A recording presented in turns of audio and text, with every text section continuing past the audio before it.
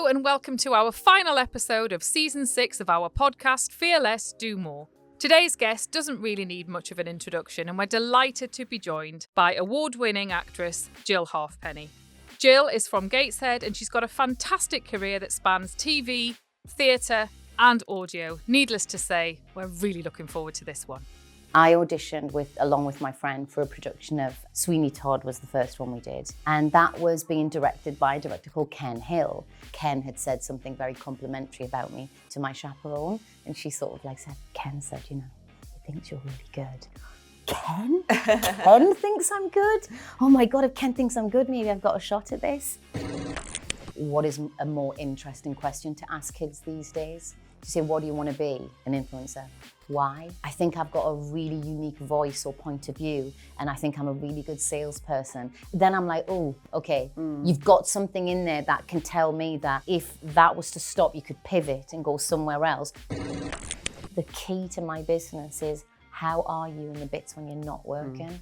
How are you when you've been rejected for the 10th time and you've also split up with your boyfriend, or you've also had to move back in with your mum because you haven't got any money?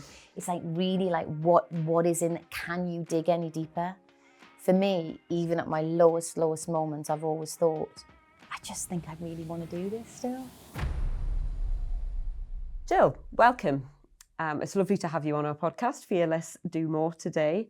Probably one of the guests that I've had who needs very little introduction. I mean, I feel like from a personal point of view, you're almost like a member of my family, because every time I switch on the TV, you're there, your face is there, and you're sort of part of our clan, which is great because, you know, I love it when we see a woman from this region who is doing well and isn't afraid to be a woman from this region. You've still got your Geordie accent. You haven't morphed into something different. So it's great to have you here. Everybody will have seen you in something over the years. You've been on stage, you've been in theatre, you've done audio. Where did that all start? Did you always want to be that person? So when I was really young, I did a lot of dancing, like went to a dance school. And I always remembered really enjoying the dancing, but thinking, what else is there? And then we started doing, you know, when you watch, I mean, it's a bit more professional kind of outfit now, but when you would watch pantomimes, especially up here years ago, you'd always see a little troupe of tiny little dancers come on and do a little dance behind like Snow White and then run off. Our dance school was chosen to be, you know, the small dancers. So that was like the first time I walked on like a big stage at the Tyne Theatre Opera House and kind of felt that sort of buzz of an audience. And I just remember even then, I mean, you know, even then thinking, well, I mean, this is fun, but I want to like have words to say. I want to have a character. You know, I'd watch them in rehearsals, you know, having a bit of banter with each other and think, that's what I want to do. So it was always there in some way or other. And I think I was lucky enough to be put in a situation, which was the dance school, that made me see and believe that, oh yeah, it is possible. Because look, I've gone from there and now I'm on the stage and now I'm talking to other people and now I'm going to audition for that production of Annie they're going to do. And oh, that person's introduced me to the person that works at the other theatre. It's really all about where you are. Because if no one tells you that these things are available to you, you don't know, or you don't think it's accessible. It's a bit different now because of the internet, but I was lucky enough to just be in the places where I could see, well, they're doing it. That's their job. I'm going to do that too. So was there somebody in particular who sort of took you under their wing and said, oh, I can see you in those roles. I could see you being the person who is the character with the voice. Yeah, so there was at Newcastle Playhouse, as it was called at the time, it's now Northern Stage. I auditioned along with my friend for a production of Sweeney Todd was the first one we did. And that was being directed by a director called Ken Hill, who is no longer with us, but was quite a big deal. You know, he was a really good director. And we went along and we auditioned and we both got the part. And the role was various different roles throughout the show, and we would appear in different scenes. And Ken, just being the way that he was, really treated us like part of the company, not like little kids. Yeah. And we'd sit there for hours, like in the rehearsal room, watching the sort of show come together. And he'd direct me and he'd say, don't do that, do this. Or when you walk into the room, think more about like, where have you been and how do you feel about that person? And he would give me notes, and notes are something that actors get, you know, at the end of a show. A director will come in and say, okay, act 2, scene 1. I don't want you to look at that person in that way. I want you to do something else. So that would be like a note for an actor. And he would give us notes as kids. And I just thought it was brilliant. I was like, come on. Because it just made me feel like he actually cared about what I was doing. Often I think when you're a kid and you're doing ensemble work, you can just feel like part of a huge group. And the special thing about Ken was he directed us all individually. So my note would be different from my friend's note. I mean, how cool was that? Yeah. You know, I was like, 12 at the time or something. So that really solidified for me. I was like, I love this. I love it so much. And I'd heard that Ken had said something very complimentary about me to my chaperone. And she sort of like said, Ken said, he thinks you're really good. And that to me was like, Ken? Ken thinks I'm good? Oh my God, if Ken thinks I'm good, maybe I've got a shot at this. And then obviously after that came Biker Grove. And then every time I did another job, another theatre job, Biker Grove, anytime I did any appearances anyway or performances, everything just solidified what I knew that I wanted, which was to go to drama school and to be an actor. So where did you go to drama school? So I went to Webber Douglas, which is in London. It's actually not there anymore. It's part of Central now. They merged. But so I trained for 3 years down there. Yeah. And I mean, how old were you when you went to 18. school? So that must have been quite a big... I mean, I know you were in that world up here, but sort of taking that step. And what did that feel like at the age of 18? So I just finished my A-levels. And it's funny because I think the way the world is now, it's slightly different, and because of the economy and because it's so difficult for people to live on their own, a lot of people live with their parents for a lot longer. Yeah. So we talk about our children and they're like 25. Yeah, yes. And they're still asking, for advice or to borrow money or whatever. But when I was younger, being 18, it was like, you're off. Yeah. You're an adult, get on with it. Yeah. And I think that was actually brilliant. Obviously, I could do that. I was given the opportunity to do that. But so sort of to answer your question, what did it feel like? It felt right. It felt like the right thing to do. I didn't think, I'm so young. I just was like, I've got a place at drama school. Like, I'm going and I'll get there and I'll meet someone and we'll find a place to live, which we did. I was staying at a sort of friend's house for the first few weeks.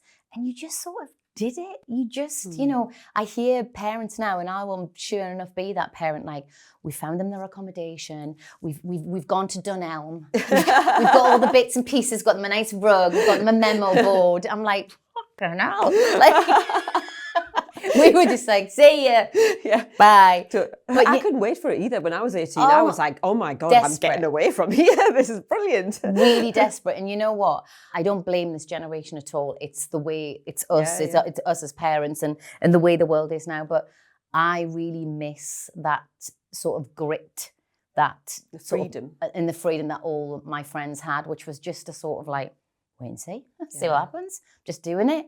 Now there's a lot of fear involved in decisions all the time. Is it the right decision? Is it the wrong decision?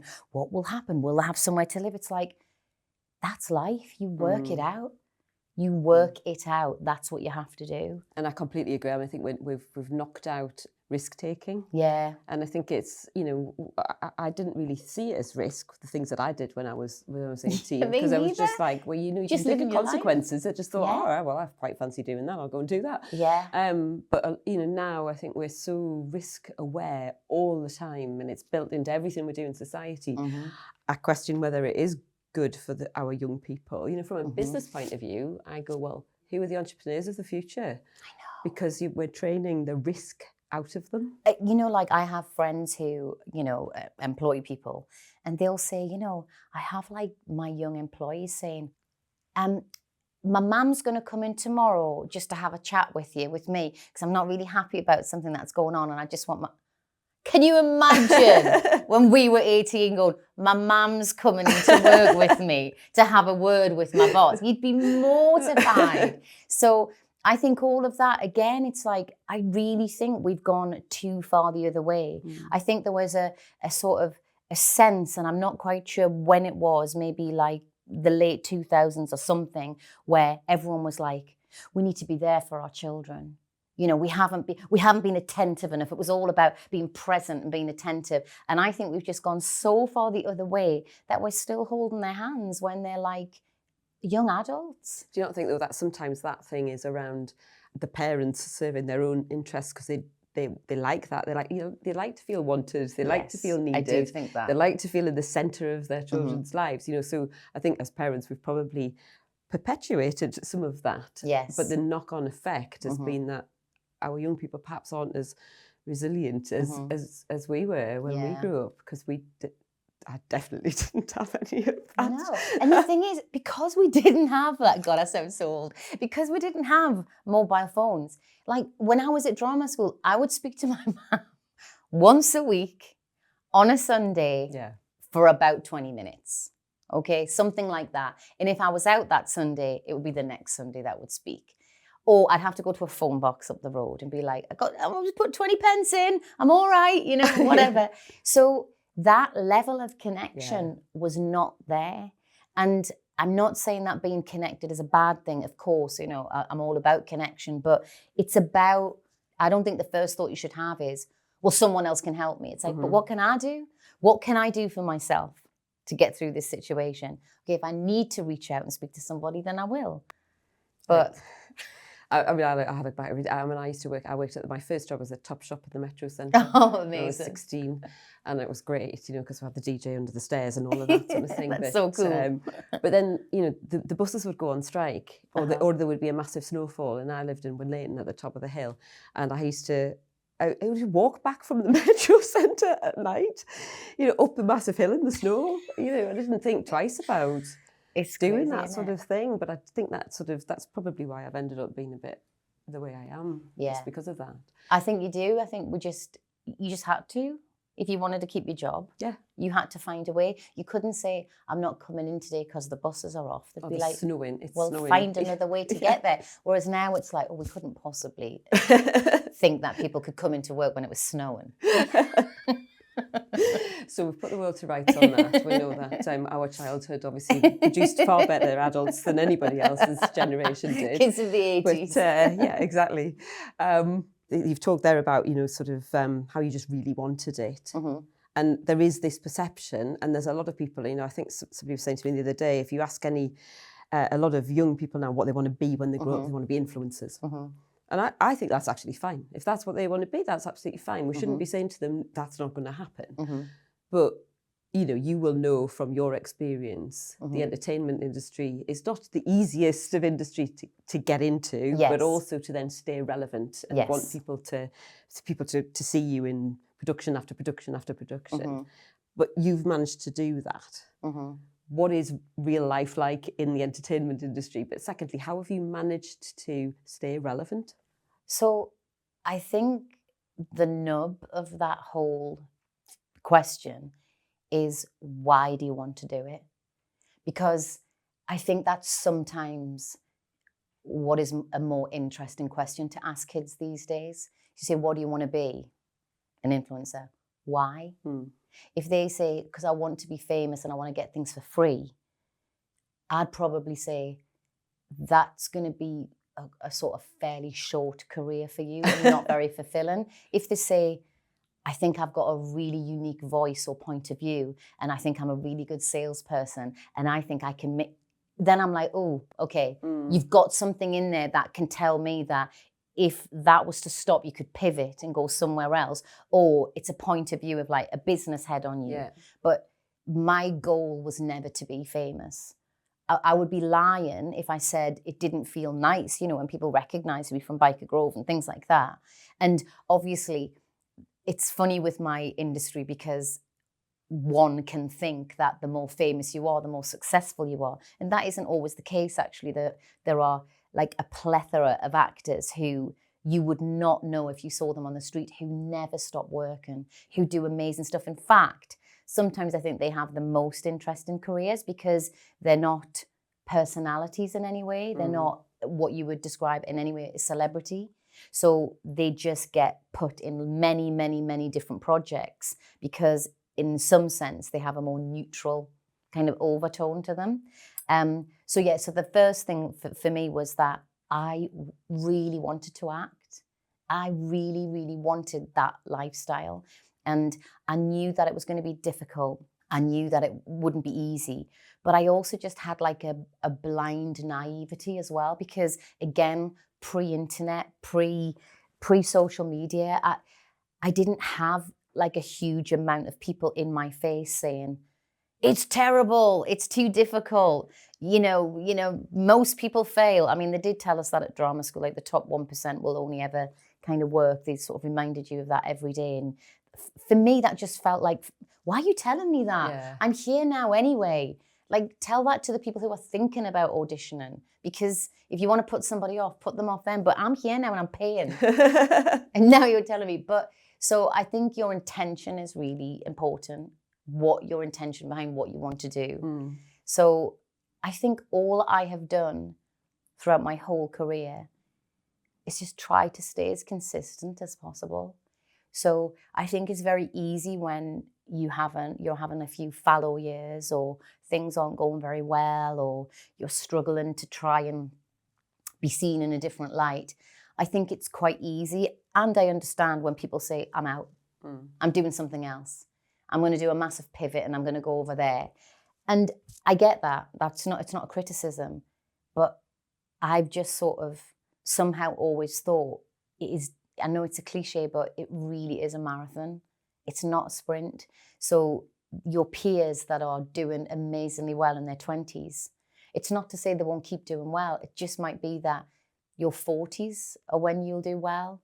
Or, you know, think about it in like peaks and troughs, because I don't think anybody's career in any business just does that. But certainly in mine, I think you can expect this all the time. You go in and out of fashion, in and out of favor, in and out of like how your profile and things like that. So I think for me, it's just honestly, like, just if you look, because I love it, I want to keep going. But it doesn't mean to say I haven't sat down sometimes and thought, I don't know if I've got like the strength to keep going. I don't know if financially I can keep going. I don't know if I've got any more no's or rejections left in me. Like, I don't know if I can take it. And that becomes especially hard if there's something happening in your personal life that is particularly challenging. And let's face it, everyone's going to go through that. You know, that's life. Sometimes then the rejections, it's like, they just hurt. Kicking you when you're down type they thing. really, they really, really sort of it's a sucker punch, and you're like, ugh. And then you have to, I think my industry, when people say to me like, you know, what's the secret or whatever, I'm like, it's the successful bits, the bits when you're working, they're the easy bits. The key to my business is, how are you in the bits when you're not working? How are you when you've been rejected for the 10th time and you've also split up with your boyfriend, or you've also had to move back in with your mum because you haven't got any money? It's like, really, like, what is in it? Can you dig any deeper? And like, again, no shame to people that go, no, I can't. I'm done. I'm out of here. Absolutely, like, follow your heart. But for me, even at my lowest moments, I've always thought, I just think I really want to do this still. So I think I'm lucky because the choice is easy for me. I don't pull myself apart whether this is what I want to do. I know it is. Fear Less, Do More is brought to you by the team at Square One Law. If you're enjoying this episode, hit follow or subscribe. It really helps us out, and it means that you won't miss out on any future episodes. We have some great fearless guests that leave you feeling really inspired. And if you think someone else would enjoy it too, feel free to pass it on, whether that's a mate, a colleague, or someone in your network. Thanks for listening. Now back to the conversation. You don't understand what real success feels like and how good it feels if you've never had those downtimes, if you haven't had those times where you have had the no's. Yeah. The no's make the yeses even better. Yeah. It would be my sort of take on what you've just said. But you have dealt with some pretty tough stuff from a personal point of view. Yeah.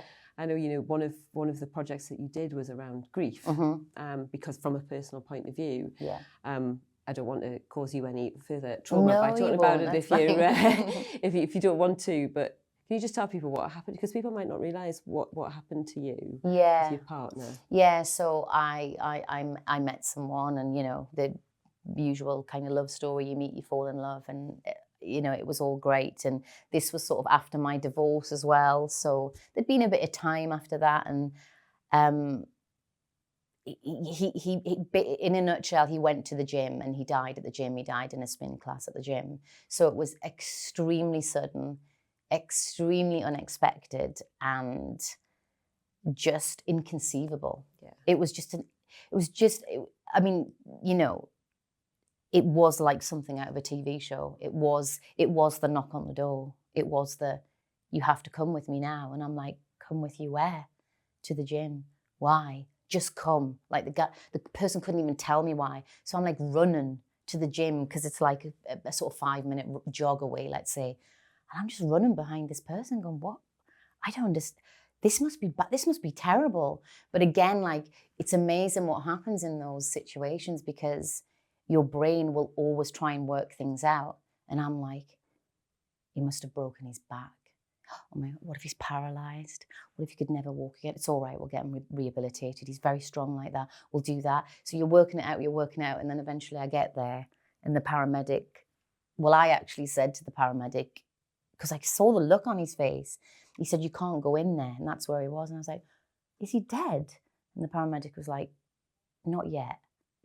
And that was when I was like, oh my God, like, it's happening. Like the thing that you can't believe would ever happen, it's happening.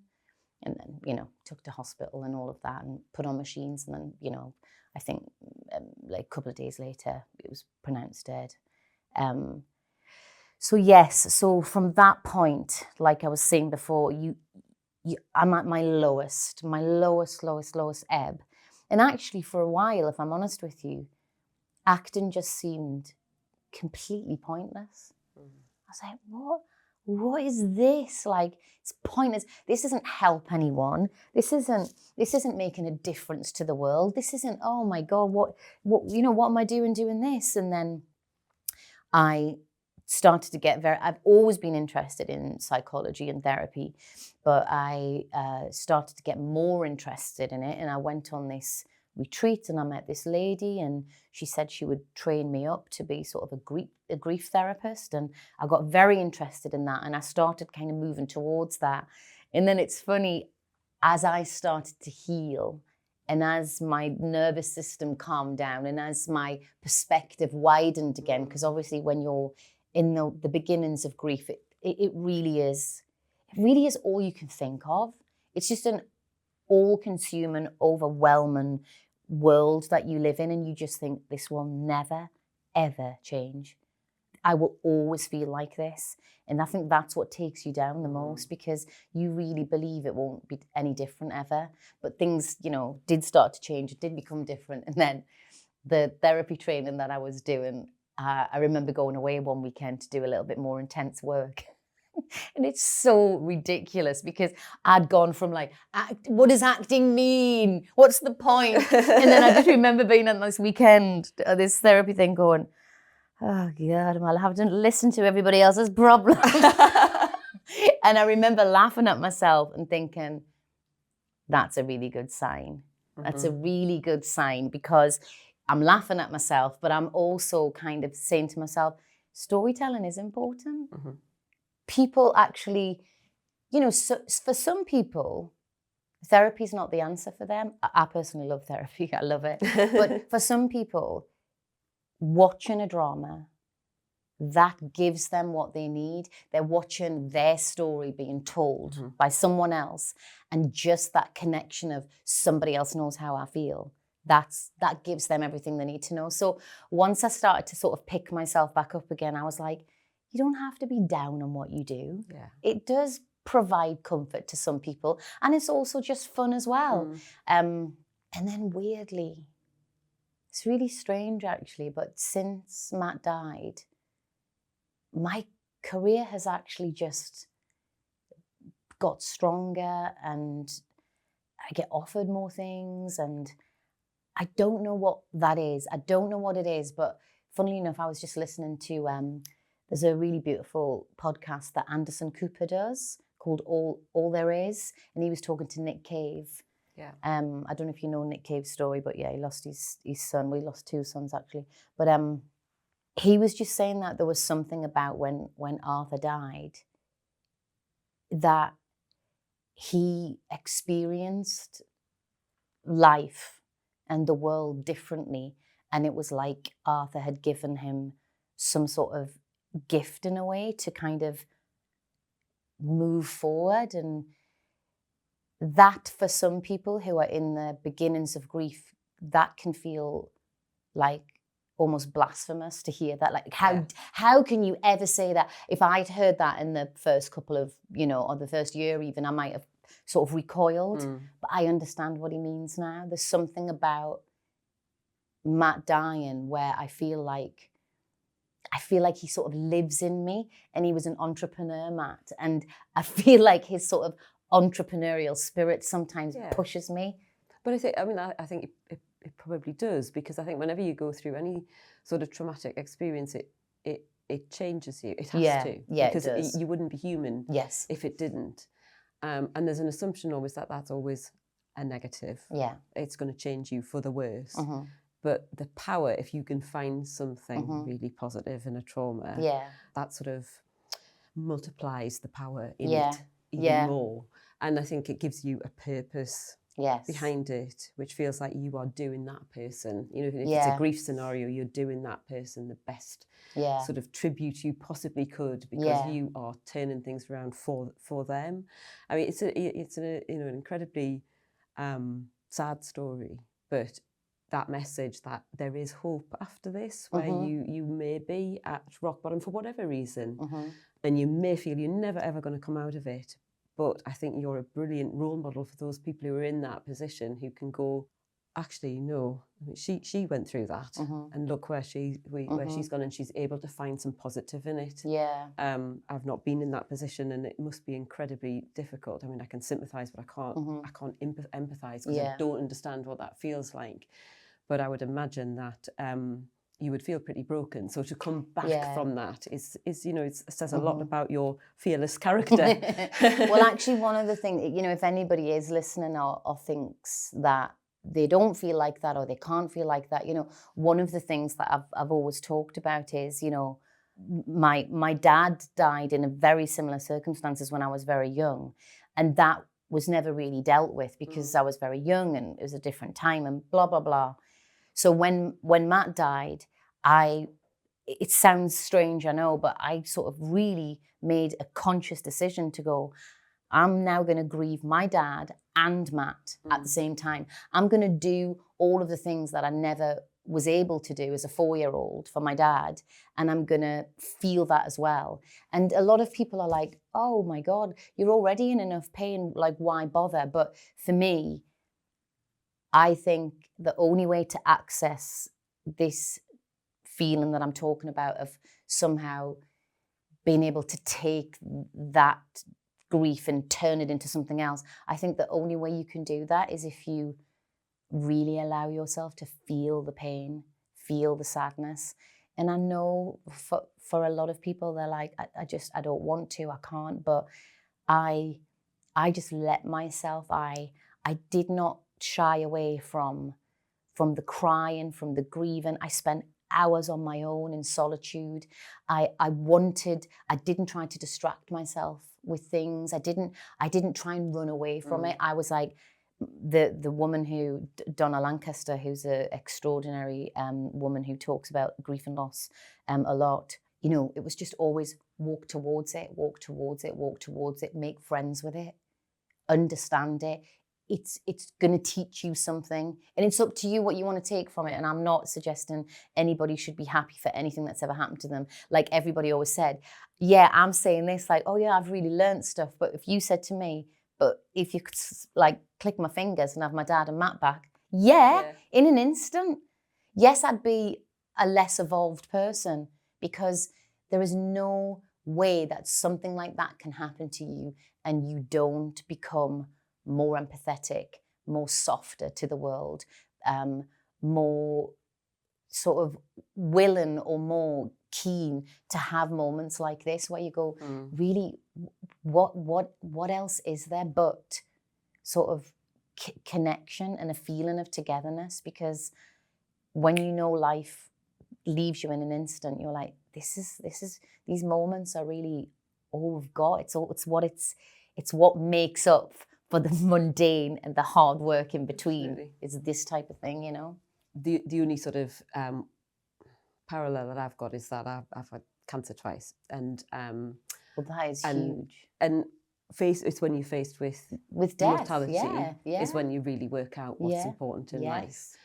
And when I've had friends, and as everybody has, who have been in a similar situation when they've received a diagnosis, I've always said that you will laugh again, Yeah. and you will find some joy. Yeah. And probably some of it will be because of the thing that you're going through now, but you Yeah. just can't see it yet, and you've just got to sit with it. Mm-hmm. That's what I found as well. It sounds quite similar, that if I sat with it and accepted, well, this is happening, Yeah. it's shit. That's, Yes. if nobody can argue that this is a shit time. And like you say, given the choice, I would go back to that day when I sat in the doctor's office and he would go, it's all fine. Yeah. Yeah. But from it, my attitude to life has completely changed, and I will not. In some ways, it's probably not great because I'm very intolerant of crap. Me and too. Things that people blow up into huge things when I'm like, that's just like minor. Just Yeah. what do you know? Yeah. There's worse things to get your knickers in a Yeah. twist about. Yeah. But there's some real positives that have come out of it. Friendships that you make, Exactly. connections that you make Yeah. through these traumatic things. Yeah. People that have seen you, got you, stay with you. Definitely. And those are the real valuable things that can come out of it. I mean, even, the way we met, we were at like like an Tutti. opening, wasn't it?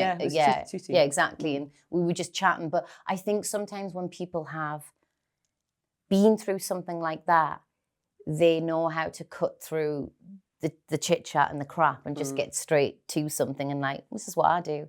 So I do. What do you find? There's something about, for me, the directness of that I really like, that I've always been drawn to. And like you say, the laughing, there's sometimes the laughs are deeper and harder because of what it's like when people sit gallows. So, I mean, you develop a real black humour. Oh yeah, I mean the amount that I've laughed. Yeah, it's the ridiculousness of life. And the fact that I still, even after what I'm saying to you today, I still think I'm in control sometimes. And then I laugh and I'm in the car going, what am I talking about? Of course I'm not in control. Anything can happen at any moment. But I always say this to people, good or bad though. Don't just think, well, anything can happen at any moment. It could be really bad. It's like, but the most amazing thing could happen in the next 5 minutes. Like, if you believe one, you have to believe the other. You have to. So this whole, this thing at the minute where everyone's so anxious all the time, I get it. But I also say, I say this to my therapist, if you really believe something terrible is going to happen, the other side of the coin has to be true as well then. Because what you're saying is, anything could happen. Yeah, but it could be good. Yeah. Well, that's a really brilliant way of reframing it. Yeah. And I'm sure there will be people listening who think, oh, actually, yeah, like a bit of a light bulb moment there around that. Well, I hope so, because I think we just live with so much fear now. Absolutely. And I think your story is about unlocking that fear. Yeah. And before I had cancer, I was terrified of cancer. I was like, oh my God, if I ever get diagnosed with cancer, oh my God. But now that I've got it, I'm just like, well, that's just a thing. It's just part of my life. Yeah. And I think if you can accept something has shaped you into a particular way, it takes the fear out of it altogether. When you've faced it and you've been there, you go, actually, I know what that feels like. And it's people's biggest fear is death. So absolutely. Disease, when people, I mean, remember, we don't do it as much now, but remember when people used to whisper the word cancer? Or people will say like, I'm sorry that your partner isn't with us anymore. And you go, yeah, he died. Yeah. He died. He's dead. Like, I don't think those words are bad words. They're words that are natural. We're born and we die. We shouldn't be frightened of those words. Let's take the stigma out of them. They're not bad words. It's the circle of life. Like, we have to embrace that. I mean, that is the only way to unlock being present. if you really can believe that that's what's going to happen, then you go, wow, we are pretty blessed to be on this planet every day. But you can't think like that if the dying bit is like, we don't talk about that, we put that bit in the cupboard. It's like, no, we have to talk about that bit. Otherwise, you're just going to think your life's going to go on forever and you'll do everything tomorrow and you'll apply for that job. I always think it's really ironic as well, and this conversation's going off in a completely different direction, but you know, we do so much planning around birth. Yeah. We're so much like, it's a good birth. Oh, have a birth plan. But then when we come to death, it's like, we're not just 100%. Keep it away from people. 100%. Don't let anybody see it. It's a, you know, it's a bad thing.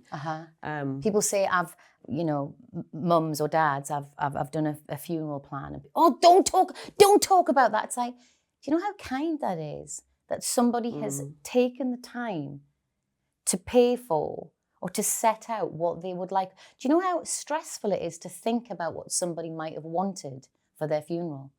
What music would they want? Oh my God, what if we choose the wrong one? Oh God, what? There's and nowadays, I mean, it's like a comedy sketch how many questions you get asked, like, what colour do you want the coffin? Oh my God, what are you talking about? Like, why was all these questions? But so for me, I think you're absolutely right. You know, people talk about having a doula, and I mean, you know, women talk, you know, forever about their birth plans, and we also know that those never really work out the way. But at least with your funeral plans, you can say, yeah, like there it is. Yeah. To me, I'm going to do that. I think that's such a lovely gift to give someone, to just say, sorted. You can just get on with feeling how you're feeling. You don't have to be on the phone to 50 different people making decisions that you don't know are the right or wrong ones. I think that's really beautiful. My mother died this summer, and I'm sorry. I'm an only child. My dad's an only child. So it's just the two of us and my two kids. But we found my mum had planned it all. I mean, she was an organizer. That was her thing. She was so super organized with everything, and she had written everything out. And the joy that gave my dad, knowing that he was giving her exactly what she wanted with her send off. Oh, that makes me cry. That's so lovely. That's what I mean. What a gift. Yeah, absolutely. To give to someone, like the contentedness of knowing that you're not making the wrong decision, you haven't chosen the wrong music, you're not doing it's really stressful, those conversations, and those are the type of conversations that can cause arguments between people. Oh, absolutely, yeah. Well, he used to like that. Well, no, he never said that to me. He used to like, and you're like, I'm in some sort of nightmare here. Yeah. So, yeah, what's your mum called? Marion. She did a great thing there. She did an absolutely great thing. And, you know, unfortunately, I mean, she had Alzheimer's, so she must have done that quite some time ago. Wow. Where she thought, right, I'm going to make sure this is done properly. She probably just didn't trust me dad at all to do it properly. Listen, I take me hat off to her. I think that's really incredible. Yeah, it was lovely, and it meant a lot to everybody that was there. That was what she wanted. They were taking part in something she wanted. She didn't want black. Everybody had to wear purple or pink. And it was all of these sorts of things, which were just, but you know, really lovely things. That meant it was very personal. So I think I completely agree. We need to start talking about what a good death looks like. Yeah, absolutely. You know, obviously you can't plan for what happened to you. Yeah. That was out of the blue. You can't plan for that, but you can plan for how you then deal with it as a family and a support group around it, and honouring that person in the way that they would have really liked. Have you heard of a woman called Catherine Mannix? No. She's from the Northeast. She's written about 3 books now, but all on good death. Right. She's incredible. It's so weird, right? So I was doing you know, Sunday Brunch, the TV show. Oh, yes. So I was doing... I always wanted to go on that. Have would you? Be my ideal thing, that going on that. Really? Eating. So I think I was there. I was talking about my book, and Tim Lovejoy was interviewing me, and he was chatting away, and he went, have you heard of Catherine Mannix? I said, oh, no. He said, she's got a few books out now, but I think it's called With the End in Mind. I said, oh, I'll get it, definitely. I've never heard of her. 3-4 days later, something like that, I get on a train and my ticket's been pre-booked, and I look and it's like on a table, and then I look over to the other side and there's like a single seat free, and I'm like, I'll take the single seat. So I take the single seat and I'm just sat there, and this woman sits down. She kind of looks over 2 or 3 times. She went, excuse me, are you Jill Halfpenny? I said, oh yeah. She said, oh, I've noticed you've just like written a book and, you know, it's really cool. My name's Catherine Mannix. Oh I was like, my nah, God. no, what? And we just had the nicest conversation. And she was, I mean, she's just the person to talk about, just so articulate about the whole thing, and her experience of being with people at the end of their life is just, it's extraordinary. So that what was, a but how weird, like coincidence. up until then, I'd never heard of her. And there she was, and I was supposed to be sat opposite her. And thankfully, she sort of, you know, called me out and said, you know, hello. It was lovely. That's it's an incredible coincidence. It's funny how life sometimes Isn't it? like, works out in that way, doesn't it? And I always think if you're really, you know, sometimes when I get really busy or I get uptight or bothered about things like you said that shouldn't really bother me, I think I really close myself off to those situations. I think there's something about when you've experienced something quite traumatic or quite painful, your heart, in effect, feels like it's kind of open and quite, to me it does anyway. And I always feel that those encounters and those things happen when you're open to them. And lately I've been really, really busy, and I can feel myself feeling quite closed. So I'm kind of working at the minute on just like, come on, like open up, like look around, like remember, like feel close to the people and sometimes the pain as well, because I think that if you don't, you harden a little bit. Yeah. So how do you do that? So how do you keep yourself open? Do you have techniques that you use? Yeah, I would. So literally something like the podcast I listen to, I know I'm going to be listening to somebody talking about something that's probably going to move me. I know that I'm probably going to gain a lot of wisdom from what they're saying as well. So something as easy as that, listening to a podcast that you know will touch you. Because again, some people avoid anything that they know might sort of get to them. I would actively think about the person or the pain. Again, something that people are like, why would I do that? And it's like, because I want to be in touch with, there's something about, I think, being in touch with something like that and something like what you went through, that even though I'm not a religious person, I think it brings you closer to whatever that thing is, that higher power, if you believe in any of that entity. There's something about a sort of meeting of like, I need you. Like I you know, like you see people who they've never gone to church in their lives, they don't believe in God, and something terrible happens and they'll get on their knees and they'll go, please God, like make this be okay. You kind of, I feel like there's something in all of us that just in those moments, they open themselves up to a possibility of there might be something else and I might need that something else's help. And that's what I've been feeling less close to lately, and like opening myself up to that. And I want to allow other things in. I mean, it's an incredible story. In your work, though, you have done so many different roles. Are there roles that you've said yes to or no to because of what you've been through and thought either, no, I'm not going there, or yes, I'm going to walk into that one, even though I think it might be hard? Nah, there's nothing that I've shied away from because I've been sort of scared about the emotional side of it. When I say no to roles, it's always about, does it excite me? Where is it happening? Like from a logistical point of view, can I make it work with my son and my ex-husband? Like, is that going to be okay if I'm away? How much money have I got in the bank right now? And how much do I need to be working or not be working? So there's like lots of different decisions, but I'm never really afraid of the emotional content of something. Even though I know it comes at a cost. I don't go to work and have to, you know, like I did a show called The Long Shadow. That's not a pleasant thing to do. That's not a pleasant thing to have to go to work and to think about losing your daughter and spend 4 hours crying while you've got a camera in your face. That is not enjoyable. But what's enjoyable is the bit afterwards where you feel like you may have served a purpose in some way. And actually, after that job, the mother who I was portraying, Doreen, her daughter wrote me a letter and said that her mother was so happy with what she saw, and she felt like it was a truer portrayal of her that she'd sort of seen in the way that we'd approached it. And to me, that's it. It's like, amazing. oh, I told a story, and the person whose story it was felt like I'd honoured them.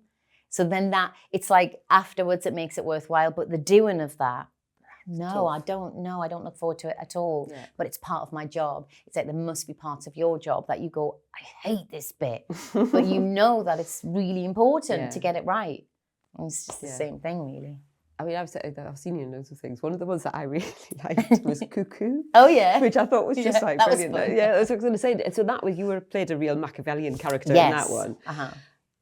What's your sort of happy place? Do you like being a bad guy, or do you like being the... So that was interesting. So when they sort of first came to me with the idea, the producer, Mike Benson, who I've worked with quite a few times now, who's gorgeous, he was chatting away to me and he said, so this is the story, and we want you to be like the woman in the house, and she has this kind of person come in, this intruder, and blah, blah, blah. And he's telling me the story, and I was like, well, I'm the woman in the house. And he's like, yeah. And I went, but I want to be the other woman. And he's like, do you? Because I suppose, again, people have an idea of kind of who you are or what you can do or what you're most like. And I was like, no, the other woman sounds really fun. And I was like, I'd like to be the one causing trouble. He's like, great. Yeah, great. Let's do that then. So I think, to answer that question, I really enjoy more so than ever just doing things that are a bit more unexpected. It's so hard in my business, unless you're a superstar, to get to play the parts that when you were at drama school you always thought you wanted to play. You know, like when you're at drama school you're like, maybe I'll play like a Russian princess. Maybe like, a soldier. And it's like you get out there and they're like, yeah, can you play Kelly? She works in the doctor's surgery, and you're like, yeah, all right, I'll be Kelly. So you find that, and then sometimes in acting you become like a slight victim of your success. So you have success and people like you, but then people want you to do the same thing all the time. Typecast into a particular role. Yeah, and I have to pay my bills, so I'm gonna say yes to things. But sometimes you're like, oh, but can we move the needle a bit? Can we move? So I've enjoyed in the past couple of years being able to just move the needle slightly, and I really hope going forward I want to continue to do that, because that was what, when I was 18 and I went to drama school, that was totally my dream. My dream was to have a career that just felt completely varied. And, the reality is, like I said, unless you're Scarlett Johansson, you're probably not going to be able to just sit down. So when people say, like, people think you sit next to like a pile of scripts, like, which one will I do today? Do you think being a sort of a Geordie girl has helped or hindered your career? People kind of label me as a Geordie actress, which is quite interesting, because you don't really see many articles, Mancunian actress. Yeah. Or Brighton girl. But Geordie actress somehow seems to be the thing. So people like it. People love the accent. People find it very warm and accessible. But then they have an idea of what that type of person could be. So it's like, are you going to cast me as a lawyer? Are you going to cast me as a surgeon? Are you going to cast me as a CEO? Probably not. Because what you also associate with my accent is working class. Yeah. And you now have put me in a category which you don't really have in America, where it's like, oh, you talk like that. Oh, well, you must be from a certain type of band of, financial situation. So I found it a bit of both. But interestingly, I did a job that hasn't come out yet on ITV, and it was for Key Street Productions, which Nicola Schindler runs Key Street Productions now. She is like, in my opinion, like someone who you look at and you just go, right, fearless career-wise, like you've just done it. Like, she's so impressive. So anyway, I was chatting to her, and, the show was, I think it's set in Leeds, I think. I said, so what do you want me to do, a Leeds accent? She went, well, no, not really. and there was a little part of me that was like, oh, here we go. She just wants me to do the thing that I always do. And she said, but the thing is, she said, there's not actually that many Geordie accents on television. Mm-hmm. So why shouldn't you be using that accent and being a detective and doing what you... And I was like, yeah, you're right. Because it's mine, I presume it's everywhere. But when I really thought about it, I was like, apart from sort of Northeast specific programs, you don't actually hear our accent that often. And I was like, yeah, like, and it's always been a passion of mine. And I've talked about this loads in the past about what I've just said. Like, I have met so many different people from so many different walks of life in the Northeast who, yes, have a varying sort of different tone of a Geordie accent. But just because they're a surgeon, it doesn't mean that they don't have a Geordie accent.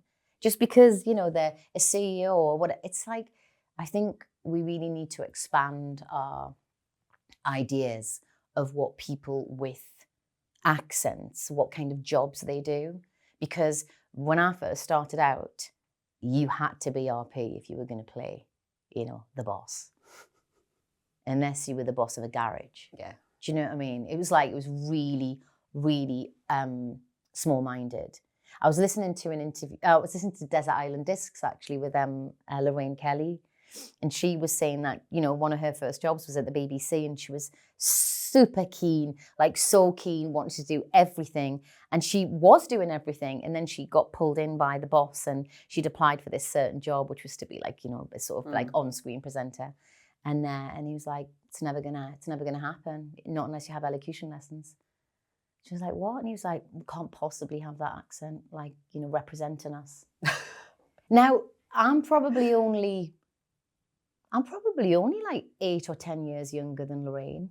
So you got to like remember that was the attitude. We have moved on, but still not nearly as much as I think we should. There are still, if people really, really admit it, there is still so much prejudice around anything that isn't what you would call a neutral accent, an RP accent. Oh, there's definitely, I mean, accent bias is definitely, I mean, I found that when I was, you know, going into the corporate world and into law with I had a very broad Geordie accent and mine's mellowed over time. But going in, you know, I didn't realise that my accent was that different. You know, I went to Bladen Comp, it was rough as hell, and then it was knocked down. So, you know, everybody around me had the same sort of accent, and I went into it and people were going to me, I need a word. There's no such word as tret. There's no such, that's not a word, and there's not use, it's you. You know, it was all of that sort of stuff. And I was like, oh God, you know, and you start to go, right, well, I'll have to be this person. Mm-hmm. If I'm going to get on, I have to be this. So you start to moderate. True. And there's a woman called the Scouse Scientist. I don't know whether you've seen her. I've watched her. She did a TED talk at Teesside just recently. And she's got a very broad Scouse accent. Mm-hmm. She is an amazing scientist, like top of her game. And people just, and she doesn't look like, you know, she doesn't like look a scientist. She doesn't look like Einstein. Yeah. She's very, you know, she's a young woman with long blonde hair. She wears very feminine clothes, all this sort of stuff.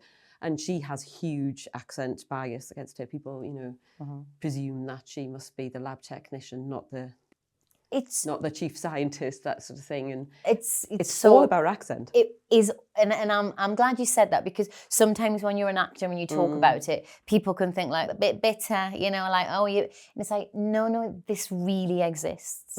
Like it really exists. So like, it's nice to hear of another example. And like you said, but it's funny what you said.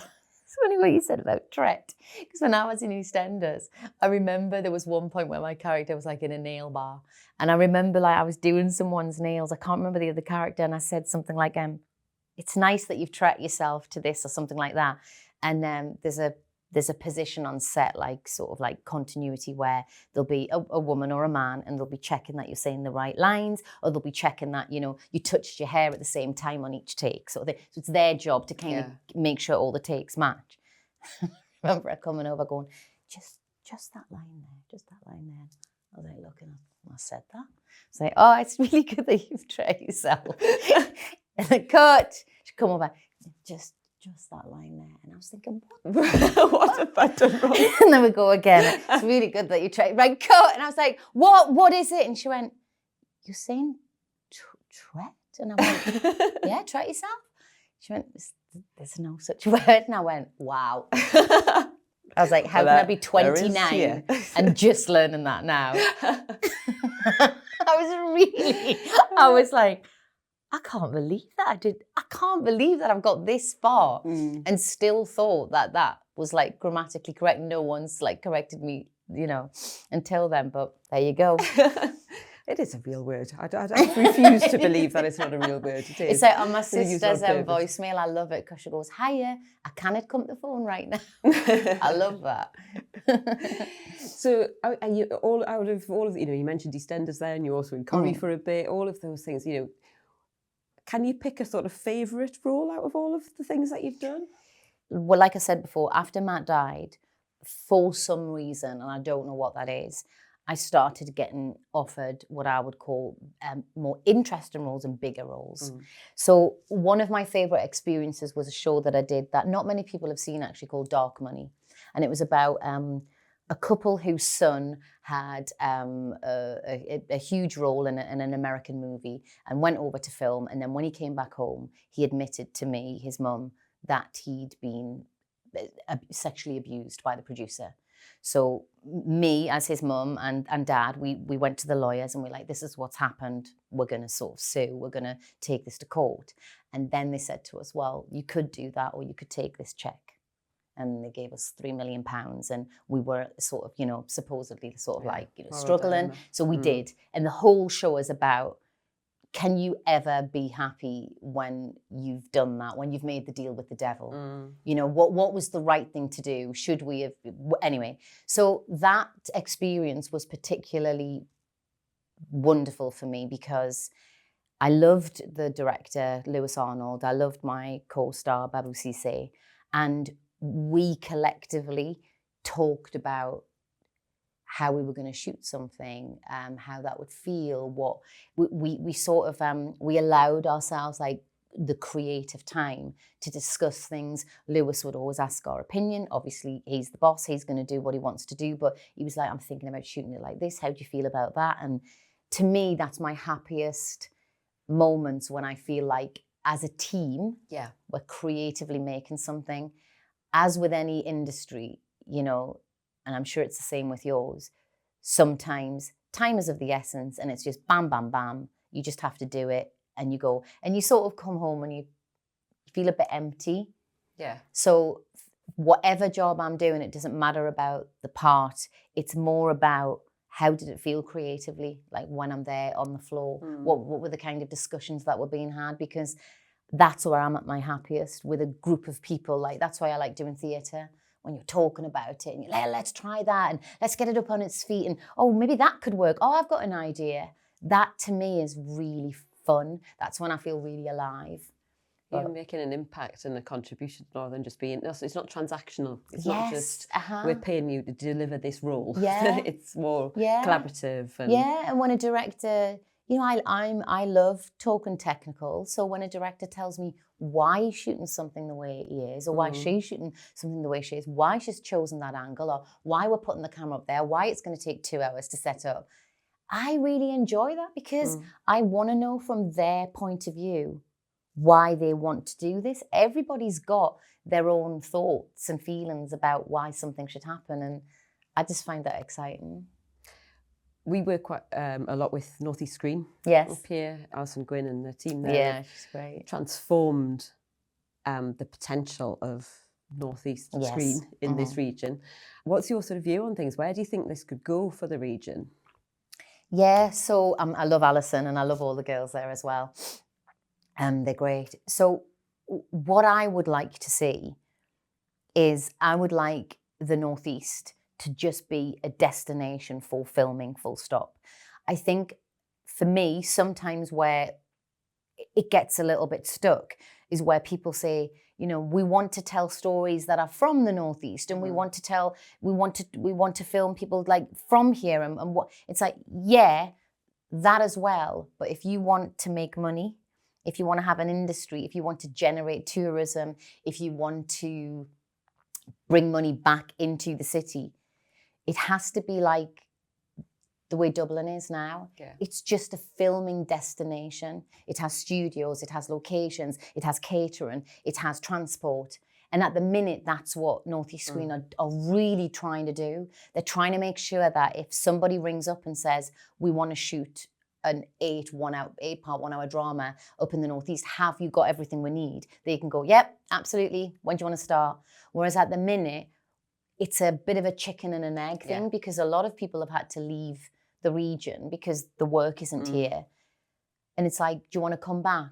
Well, where's the guaranteed work? Yeah. So for my dream for the Northeast would be for it to be just like Manchester. It's just a place where things are filmed all the time. You walk around Manchester now, you can't move for seeing something being filmed. Their studios constantly full.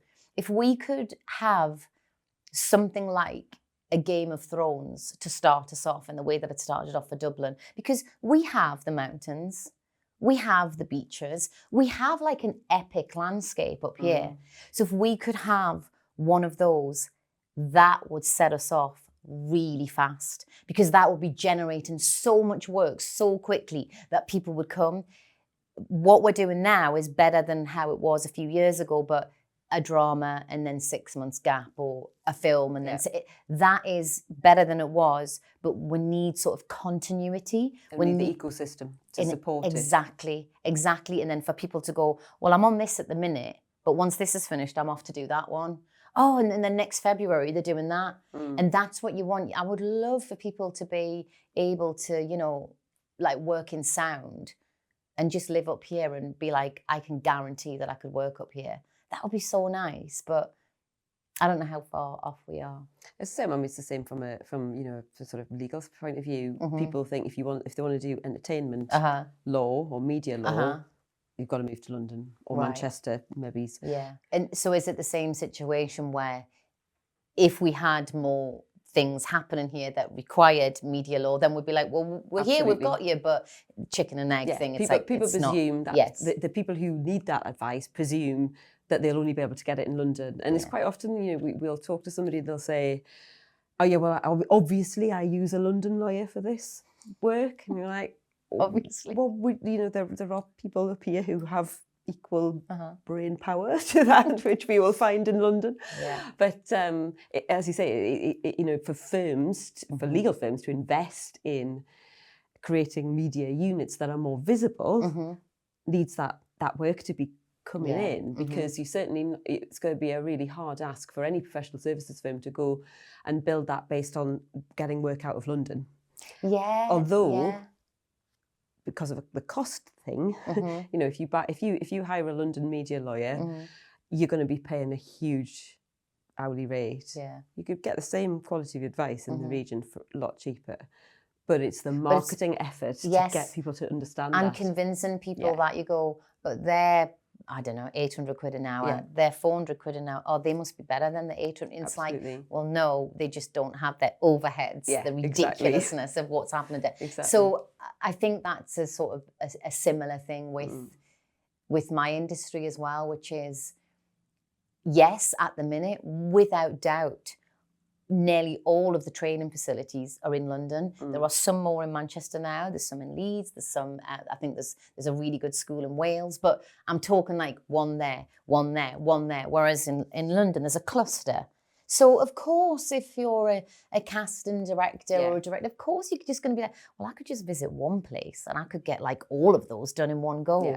And it's trying to find a way, like you say, to just, I know that word London-centric, but just trying to find a way to just bring everything and just stretch it out and say, look, we've all got stuff to offer. And I think even when I first started out, if you were an actor and you didn't live in London, it was a bit like, And I do think that's changed now. Yeah. I think people are just a lot less bothered about that. And I think as much as I hate Zoom auditions and self-tapes can be tricky as well, that has been brilliant for people who don't live in London and who can't just jump on a tube and get to an audition. Like, that is a lifesaver. So I'm all for that because it's helped other people. For me, you know, you said, you know, unless you're a superstar. I think for a lot of people listening will be going, what's she talking about? She's a superstar. And there's this real sort of pride in the Northeast for folk who've done good, but still have a an affinity to the region. I think really all I'd like to say is thank you, Jill, for being such a honest, authentic leader in your industry and being fearless in the way that you've approached the whole subject of grief and the way that you've talked today from a very, a vulnerable position and a position of honesty. I've really enjoyed our chat and I hope we'll have lots more of them in the future. Me too. I've really enjoyed it. Thank you for asking me. It's been a pleasure, and it's nice to, like I say, have those just conversations that mean something that will stay with you. It'll certainly stay with me. So thank you. Ditto. So, thank you very much. Thank you. Thank you. Thanks for listening to this episode of Fear Less, Do More, brought to you by Square One Law. If you found today's conversation inspiring or interesting, we've added a recommendation for what to listen to next. That's either on the screen now or in the show notes.